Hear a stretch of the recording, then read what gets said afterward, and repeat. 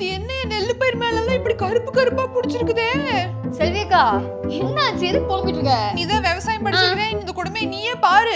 எல்லா பயிர் மேலயும் அப்படியே கருப்பு கருப்பா புள்ளி புள்ளியா புடிச்சிருக்கு. அது இப்படி காட்டு தீ மாதிரி பரவிட்டு இருக்கு. செல்வியக்கா இது பேர் பேடி பிளாஸ்ட். இது ஒரு வகையான பூஞ்சைனால வந்திருக்கு. அப்படி வந்து உன் செடி மேல நல்ல பாசம் கட்டுற மோசம் பண்ணி வச்சிருக்க.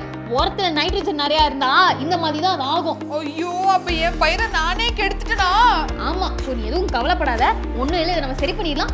ஃபங்கிசைட், கார்பன்டிசம் மாதிரியான ஃபங்கிசைட்லாம் எடுத்து நீ நல்லா தெளிச்சு விடு. அதுக்கப்புறம் ஃபியூச்சர்ல இது இந்த மாதிரி நடக்காம இருக்கிறதுக்காக நைட்ரஜன் நிறைந்த உரத்தை கம்மியா போடு. நல்ல காற்று சுழற்சி வர மாதிரி செடிகளை தள்ளி தள்ளி நட்டு வைக்கிற. புரியுதா? வா, உடனே போய் ஃபங்கிசைட் அடிச்சு இதெல்லாம் சரி பண்ணலாம். பூல என்ன கிடைச்சிட போதுன்னு சாதாரணமா நினைச்சிடாதீங்க. இங்க ஒருத்தர் 1 ஏக்கர் மலர் விவசாயம் பண்ணி 30 லட்சம் ரூபாய் சம்பாதிக்கிறார். எப்படின்னு தெரிஞ்சுக்க ஃப்ரீடம் ஆப்பை டவுன்லோட் பண்ணுங்க.